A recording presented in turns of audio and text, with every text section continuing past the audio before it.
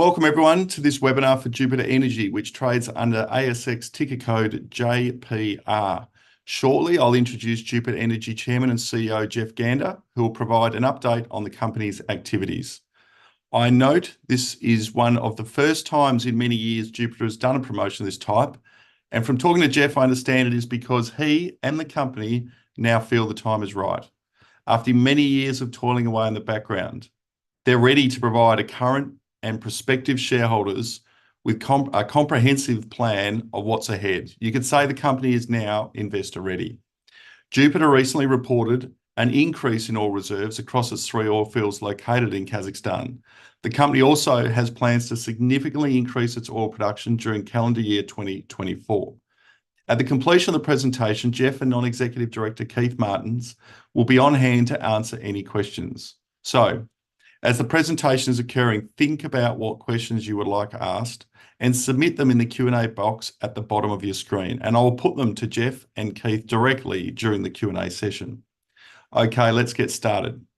I would now like to introduce Jupiter Energy Chairman, CEO Geoff Gander, who will run through a formal presentation and together with Non-Executive Director Keith Martins, be on hand to answer any questions you may have at the end. Geoff, over to you. David, thank you very much, and welcome everyone that's attending. I hope you find the next half hour or so interesting. And thank you, David, and your team for hosting us. So as David's alluded to, this presentation is really an update for people that have either followed the story in the past or have followed it more recently, or those that probably maybe not even familiar with Jupiter, regarding our operations in Kazakhstan and our plans over the coming 12 months to ramp up production on the back of a significant upgrade in reserves, which we released information on recently. Moving through the slides, next slide is the usual disclaimers, which we'll run through. This is more of a sort of quick summary, elevator pitch, I guess, of where we're at. Jupiter is the 100% license owner, so we own 100% of the licenses that we hold on 3 oil fields in Kazakhstan. And those licenses are valid through to 2045, 2046. So plenty of time left in their life and the beginning of our what we'd call our full commercial production phase. We just recently, mid-January, released a CPR that was put together by Sproul, a group out of the US, Canada. And they, I think, confirm what we probably already knew, but certainly it was good to confirm to the market that the prospectivity of our oil fields is real. And in fact, they came up with a 2P number of about 36.5 million barrels recoverable. And as these CPRs tend to do, they provide a sort of discounted value cash flow and valuation of the project. And based on an NPV with a discount of about 20%, our project had an underlying value at the moment, or in their view, an underlying value of about 180 million USD. So if you take that on face value and then compare where we're at as a company, our market cap at the moment is, I've got 29 million there based on 2.3 cents a share. I think we're down at maybe 2 cents today. So it's around the 25 million Aussie mark. We've got balance sheet debt of around 25 million Aussie. So all in all, we're in the low 50 million Aussie in terms of our enterprise value, which obviously runs through in terms of valuations in USD, if we're able to compare back to that after-tax NPV of 180 million, sort of more like $30-odd million. So a significant discount to the NPV valuation. And if you look at it on a dollar per barrel, whether it be Aussie dollars, at about just over $1 a barrel in ground, versus even regional sales in country recently of more like $4 Aussie. So whether you're comparing to just a simple NPV valuation against enterprise value, or you're looking at a dollar per barrel's evaluation against recent sales, anyway you cut the cake, we seem to be trading it at a significant discount. And that's really largely due to probably people not understanding our story or aware of what we're doing. So hence, this is the beginning of a more proactive campaign to try and get information into the market. At the moment, we're producing from 4 wells, and we produce about 640 barrels a day. and we're cash flow positive at an operational level. So if we look at last year, we probably in the end had excess cash of about $2.5 million US. And we put that towards various things in terms of investment in gas utilization infrastructure, workovers, and in fact, we'll be making a repayment to our bondholders to reduce some of that balance sheet debt in the not too distant future as well. So we're certainly making a bit of money. Whether or not that's enough to accelerate aggressively the development of the field is another matter, but certainly we're cash flow positive, which is a good position to be in at the end of the day. You've got to be making money to survive. This year's outlook, though, is to be fairly aggressive in terms of our planning, and that's to drill at least 2 new production wells and remediate 3 of our existing wells. And we believe with success on those on each of those fronts, we'll push our production to around 1,500 barrels a day, so doubling plus by the end of 2024. So that will be hence the title of the presentation, ramping up production, that we see as reasonably significant. Now, the good news with that is that the fixed costs of running the oil field are obviously, largely covered at 640 barrels a day. So by producing, ramping up production, doubling plus, yes, there's additional costs of a few more operators and stuff, but the bottom line is the fixed costs don't go up an awful lot. So we should see a decent amount of that sales revenue dropping to the bottom line. Ultimately, I think the best liquidity event, the best exit strategy, whatever you want to call it in country, is to build yourself up to a position where you're attractive to one of the majors that's looking to enhance and grow their reserve base. We've got several majors in the Mangostal in operation close right next to us in some cases or nearby, and they vary from Chinese to Kazakh to Korean national. So we're certainly a company that's well positioned, and I guess our challenge now is to ensure that our production levels get to a point where we're clearly cash flow positive, able to look after ourselves, keep drilling wells, and then hopefully someone will come along and say, well, maybe it's time for you to move on. So moving to the next slide. Quickly on the board and management, Kazakhstan is not the easiest country to operate in. I think there are a lot of countries out there that are tricky, and Kazakhstan is certainly one of those.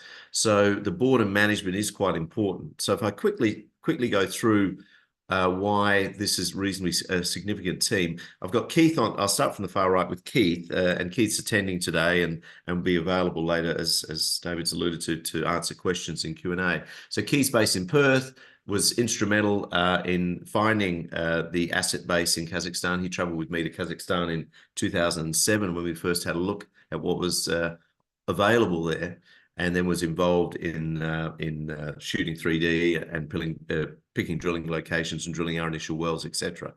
Keith then, I guess, went away to do other things as we were doing less in country over the last number of years. But more recently, I approached him again and said, look, things are changing. We're now going to be quite busy. We'll be drilling more wells, CPRs, etc. And he kindly joined us again as now a non-executive director and heavily involved with me in terms of the planning for this 2024 drilling campaign.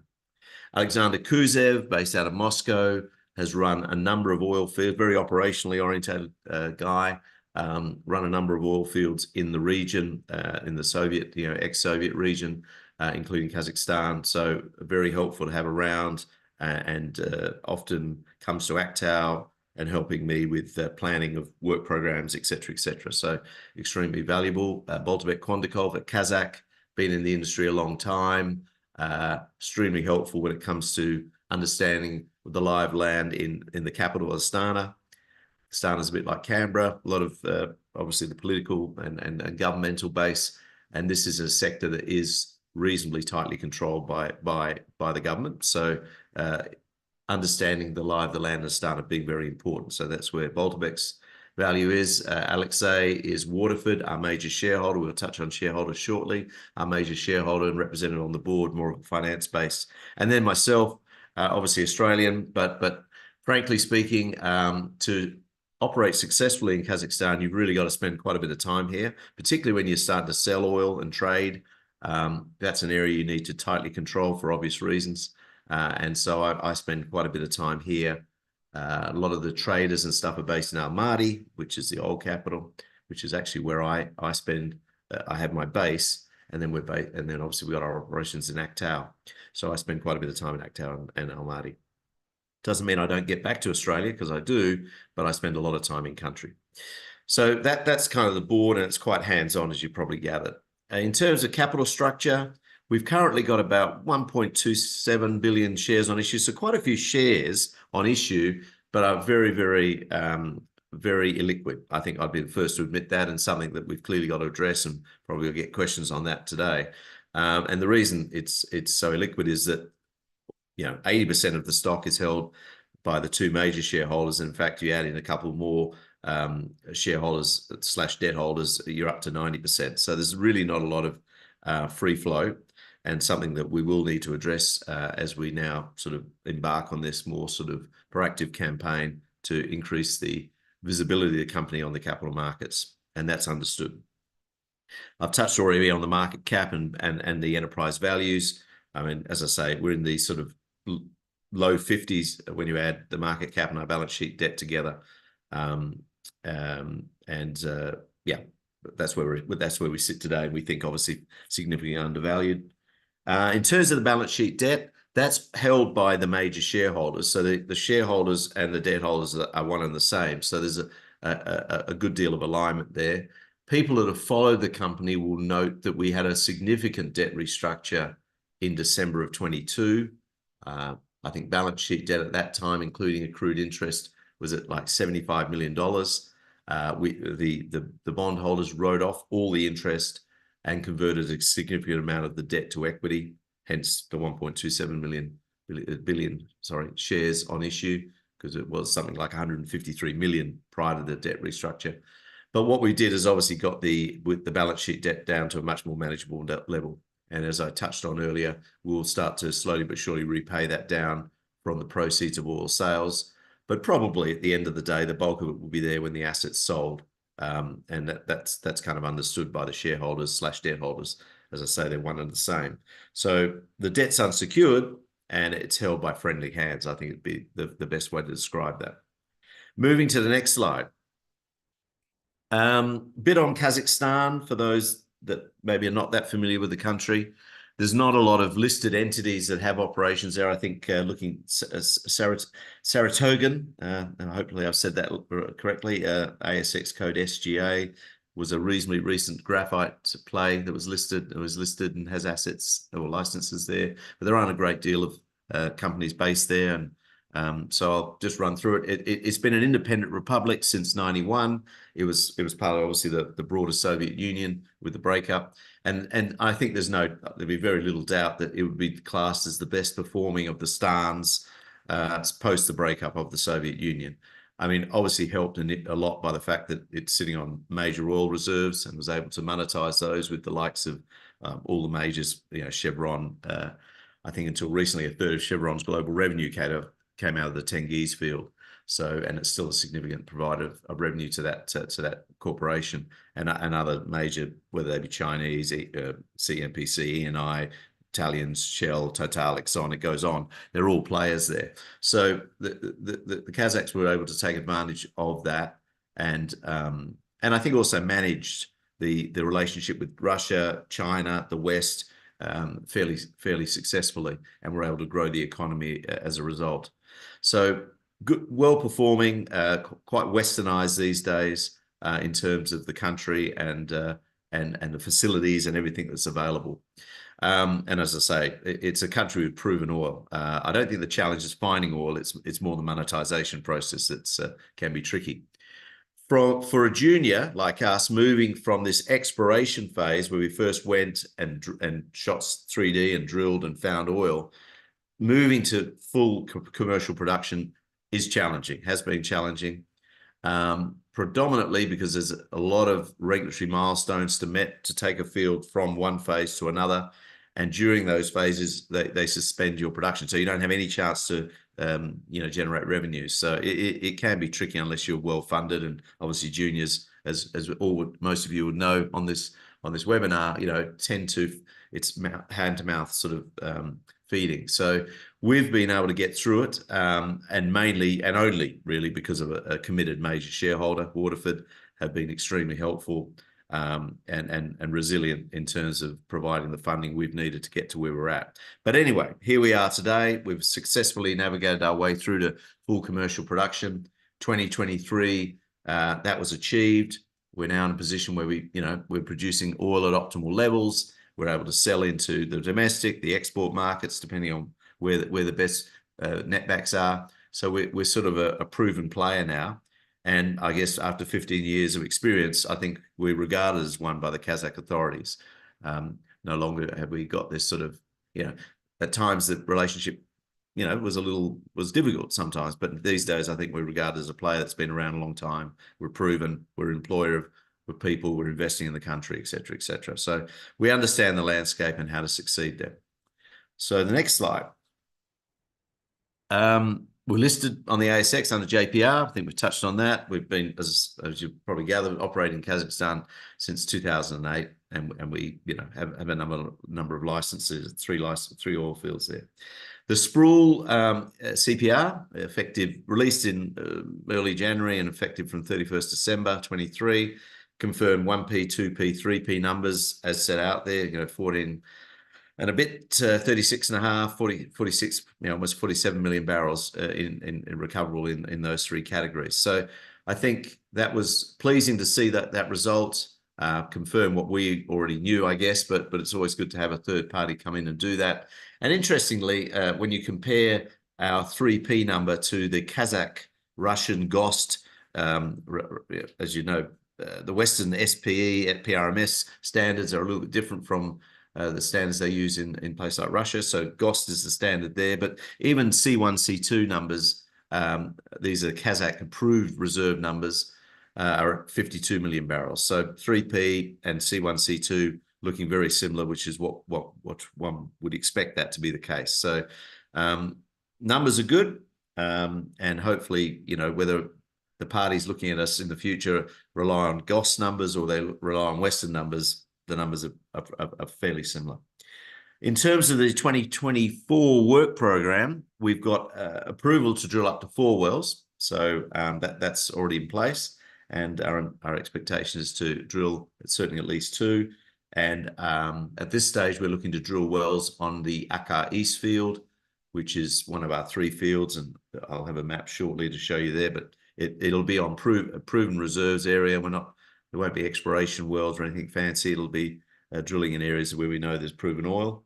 In terms of production, commercial production, we're producing from the Akar North field and the Akar East field. And both those fields are in full commercial production and subject to both domestic quotas, which we have to abide by or are obligated to sell a certain quantum of our oil into the large domestic refineries. And then the rest of it, we can do what we want to do, whether it's into mini refineries in the domestic market or into the export market. And that really is driven by where the best netbacks are. The West Jetabai field, our third field, is in full commercial production, but it's still in what they call a preparatory period. And what that is that as you move from exploration to full commercial production, they give you time to get your infrastructure in place. And they call that the preparatory period. And we've all our fields have obviously gone through that. As it turns out, all our fields are now have all the infrastructure required to be in full commercial production. So in theory, the West Jetabai field could also move to the same status. The reason we've left it in the preparatory period until the full period is run through to, which will be the early September of this year, is that we have a little bit more flexibility on where we can sell our oil when that's in the preparatory period. And we've chosen to keep that flexibility. Mainly because the geopolitical climate, and what I'm referring to there is clearly the Ukraine-Russian situation, has meant that the export market or the pricing in the export market is probably not as attractive as it normally would be. And therefore, there's no compulsion, I guess, to get the West Jetabai field out of preparatory period into full commercial production until the agreed timeline. And why I make that distinction is that when a field's in the preparatory period, you can't sell into the export market.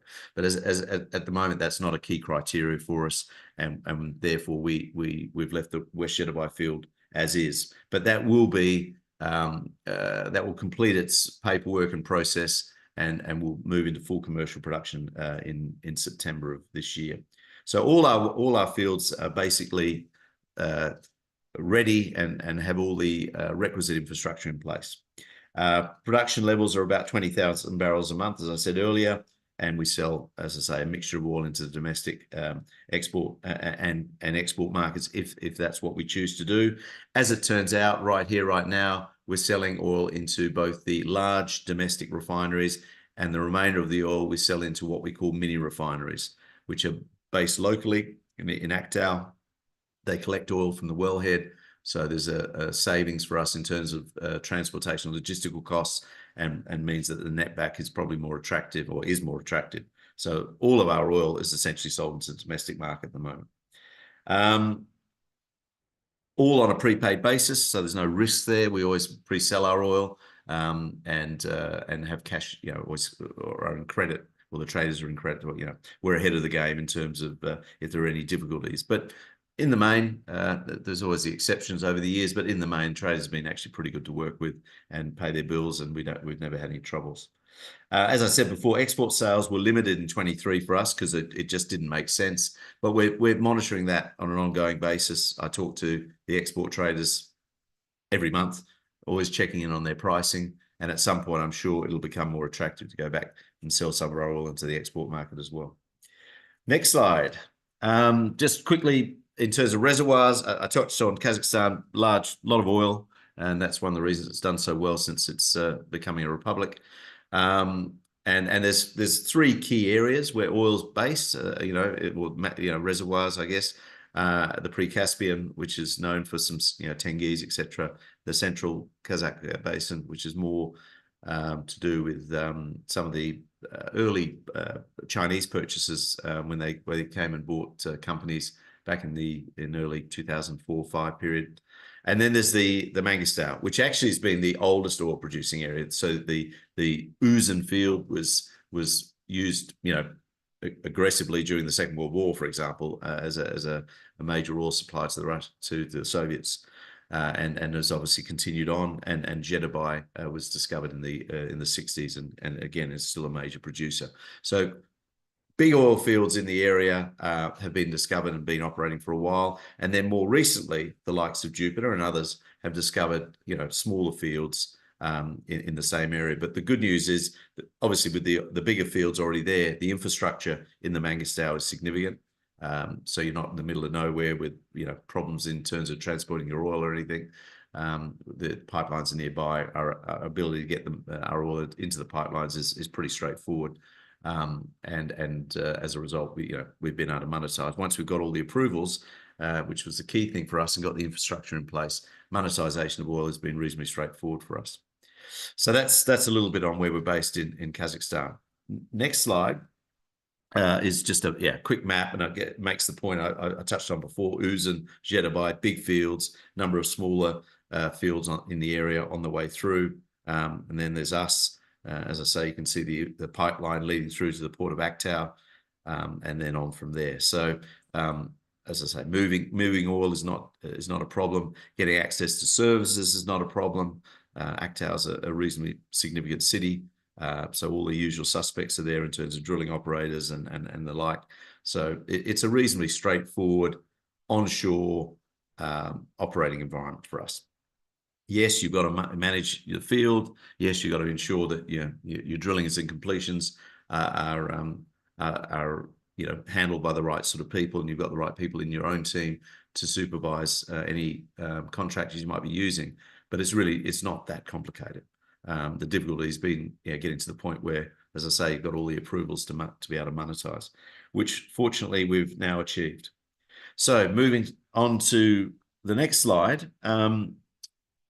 Touched on it already, our production, and if we just look at remediation as the first thing, which is probably where our first focus will be this year. Just looking at the wells that we've got plans, workovers and whatever remediation plans for this year, we think we can push from 640 up to around the 1,000 barrel a day mark. And then we obviously want to drill a couple of wells to then push that beyond that. So our production levels, I think, will grow this year regardless, but it would be good to be able to accelerate that production by the drilling of new wells. CPR I've touched on already, and the valuations, the Kazakh reserve-based numbers similar, and I think I've already said that the drilling program focus is to obviously increase production. We've got 4 development wells approved, production wells approved, and we're planning at least the drilling of 2 of those. So next slide. Little bit of a history. Our total area, moving across the screen, Block 31 is the sort of the generic name we give our area. It's about 123 square kilometers. We've shot 3D over the entire area and surrounding areas as well. So we've got good 3D coverage. We obviously explored and found 3 oil fields, and then we went through this trial production phase, which is it's an interesting phase where you're able to produce at times, but not at other times. And over a period, you're able to. Well, the idea is that you get the infrastructure in place that enables you to achieve the key thing, which is gas utilization. So I will explain that a little bit, and moving to the 3rd column, the production license. So you move from exploration or trial production into commercial production, and our license has a 25-year commercial license with the oil fields, which run, as I've said there, from through to 2045 in the case of Akar North and Akar East, and 2046 in the case of West Shetabai. The key thing, though, is gas utilization. Essentially, Kazakhstan bans any flaring of gas when you're in full commercial production. So basically, you've got to have the infrastructure in place that enables you to utilize or do something with 100% of the associated gas produced when you're producing oil. So yes, you can use some of that on the field for power and the like, but obviously once you get operating and start producing a decent amount of oil, you've probably got more than enough, got more excess gas. And the idea there is that you've got to have some sort of way of dealing with it, and essentially providing that through to gas pipelines and some sort of processing facility and the like.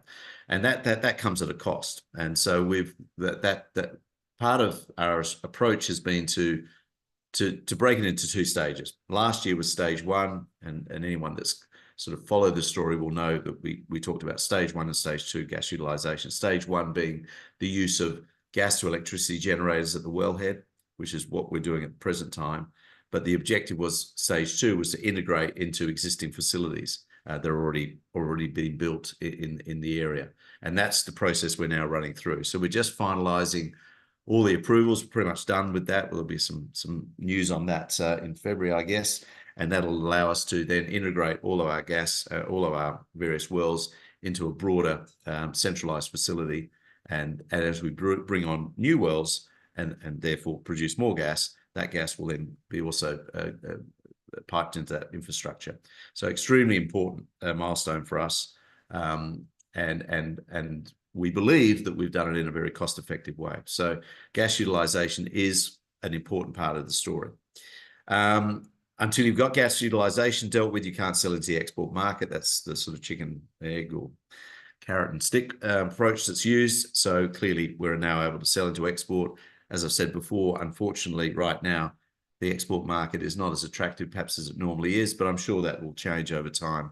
And it's important. It's an incredibly important tick, though, in the box. If you're looking to have people look at your asset, they expect to be buying an asset that has export oil capability. So it is an important feature, albeit we're not necessarily selling a lot of oil into the export market at the moment. So production levels I've touched on, 640, our ability to increase both via remediation and then obviously upping that again through the drilling of new wells during the year.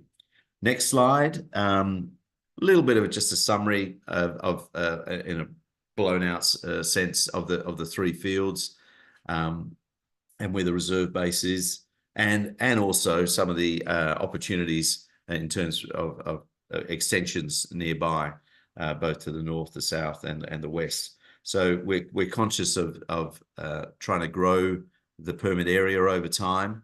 It hasn't been a big focus in the last few years. The focus clearly has been to get to full commercial production. And that's probably still the focus in 2024, to get production up to a level where, we're spinning out a bit more cash. But that said, there's no doubt, and particularly up in the north there, you might see that with the orange Akar East field, there's a green area, Prospective Reservoir. That's one particular area that we've had our eye on for some time. We've got some good 3D over that area, and that's certainly a well that we'd like to drill at some point in time, but that's probably not for 2024, but certainly something that we're looking at. And as I say, expansion onto the west, you can see there's a northwest Yetabai oil field there.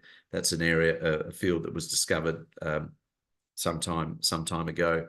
A field we actually looked at one point in terms of potential acquisition. But in analysing that field, we also analysed the surrounding area, and again have quite a good understanding of that potential license expansion in the west. So we'll look at that in due course as well.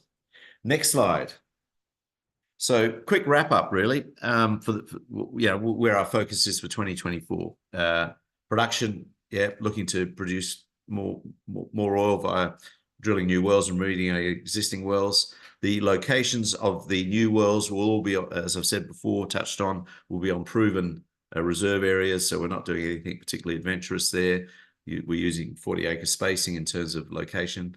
And as I say, success should see us double plus our production this year. Gas utilization, very important. Stage 1 completed. Stage 2 will be completed this year, and that'll be an important part of our story as well. CPR, confirming our reserve base, valuations showing that we're cheap, and next steps being, as I said, to work over existing wells and also drill new wells. So look, it's a pretty straightforward story, I think, but it's been a complicated journey. But here we are. I think we've weathered the storm, as it were, and we're looking forward to now if there's interest in the market, embarking on a more proactive campaign, working with the likes of David and others to try and get the story out there and ensure that people are brought up to date in a more regular way with what the company's doing. And it's a two-sided, you've got to put the effort in as well to get market recognition. I understand that.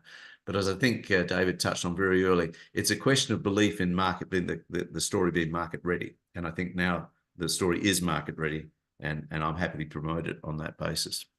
So that's it.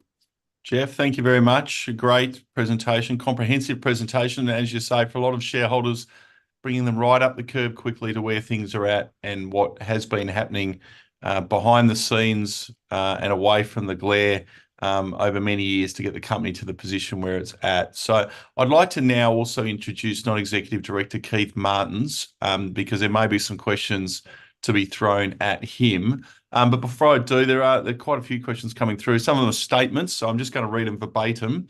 Thanks for organising today, and congratulations, Geoff and team, on the reserves report upgrade and EV valuation of, as they've put it, 180 mil USD. However, our market cap is a very awful, pardon, 25 million, approximately 1/10 of valuation. Yes, people not understanding our story agree. So what is the company doing right now to present the report to brokers in Oz to get buying support and volume into the stock? And a very good question. So this is the beginning of that. And I have been talking already to a few brokers. And I think, the reaction is very much liquidity. Geoff, how are we going to deal with that issue? Because that is an issue that we understand is there. Lots of shares on issue, but not many available. And I think all of us on this call probably understand enough about trading to understand the importance of liquidity. The last thing you need is a stock that's hard to get in and hard to get out. So we need to deal with that, and we will. In terms of the valuation, I absolutely take your point. I think market cap, you've always got to consider your market, the debt as well. So I do think you need to consider EV. But even so, whatever you want to take it doesn't matter. There's a considerable gap between the market cap or the enterprise value and what this asset's worth. Whether you take the NPV from a CPR or whether you look at regional sales and take a dollar per barrel value, it doesn't matter. There's a gap. So I think, you know, there is a story there.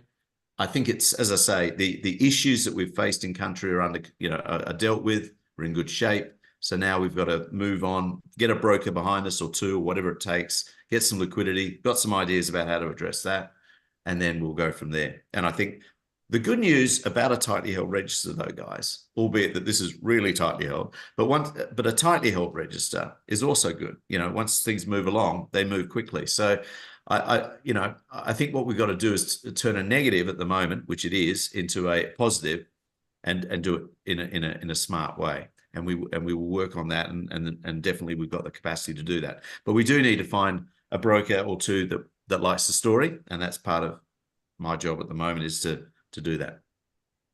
Steve, question for you. One of the founding fathers of the company and identifying the blocks and the opportunity, back when that process started and the journey began, did you think the company would get to where it is, where it's producing oil from these fields and successfully operating in Kazakhstan?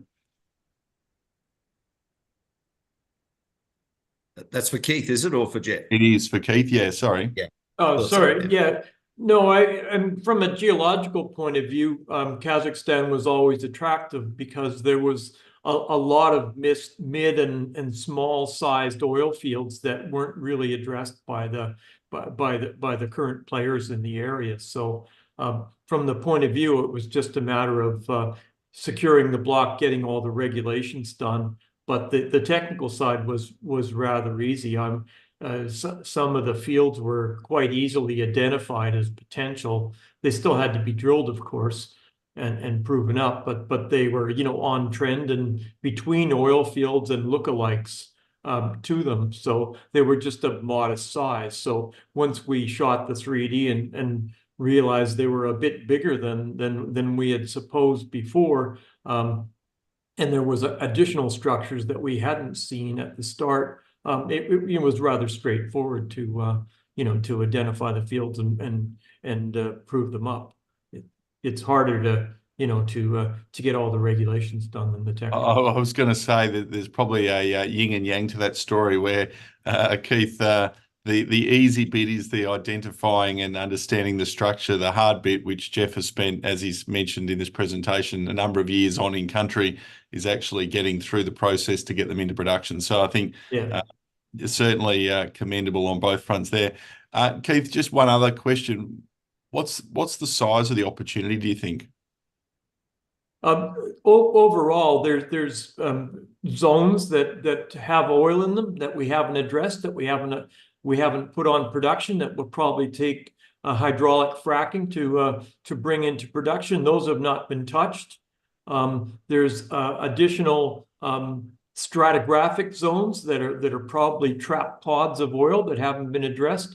Overall, I see the potential is about 3 to 4 times our current reserve is a reasonable number for what's probably in the block once you turn over all the rocks and explore the block properly.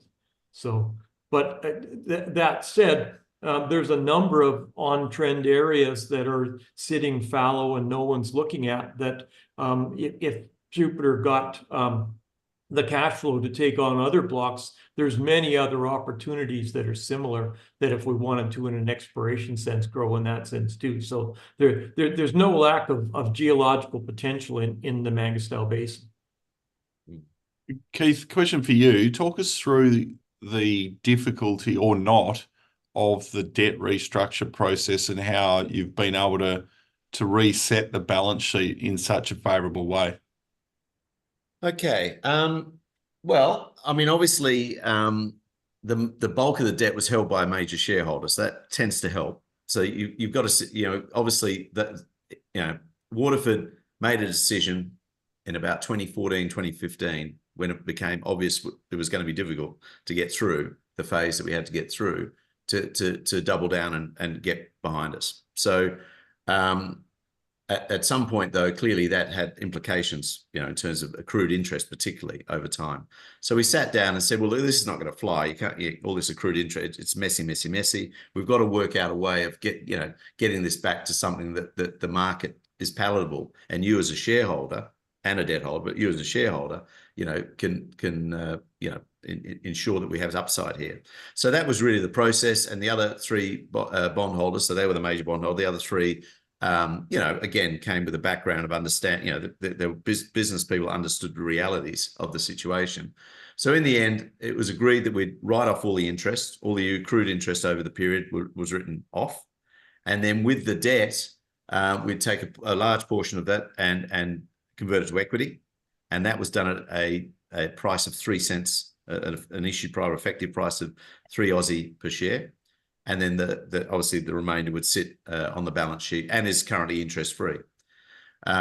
So the bondholders/shareholders have been extremely flexible but sensible, really, in terms of ensuring that the company's got to, assuming we delivered, which is, I think we have, in terms of getting through the regulatory period, getting the wells back, producing oil, blah, blah, blah, all the things that we've done over the last, basically in 2023, they backed us at the end of 2022 to do the debt restructure. So hopefully we can reward them over time in terms of their ability to also obviously get the remainder of the debt repaid over time, whether it be at the end of the process, either the sale of the asset or just from cash flow. And I think it'll be a combination of those, and also get a return on their equity per se, because obviously at 3 cents a share, today it doesn't look so healthy, trading at 2, but I think there's plenty of upside there, and I think the CPR has proven that. So yeah, Resilient needed to have business savvy, understanding, resilient shareholders, bondholders, and that's what we've got. So we've been very fortunate in that regard. If we didn't have that, we would not have survived. Simple.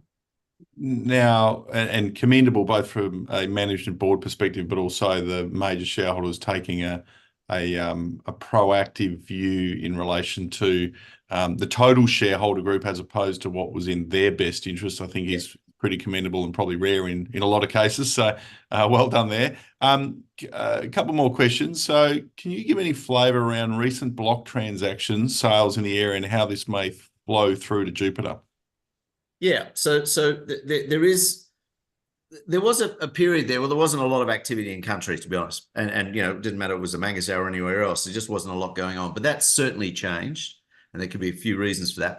But in direct answer to your question, the most recent sales in the area, in the Mangazao, was the sale. OMV had several fields that they decided to exit out of as part of a broader diversification program for the company as a whole, which is, as people would know, quite a large entity. And they sold their holdings to a local group. And that was sort of in excess of $5 US. I'm using US now. $5 a barrel. So that was pretty healthy for OMV. Now, what was the positives of that?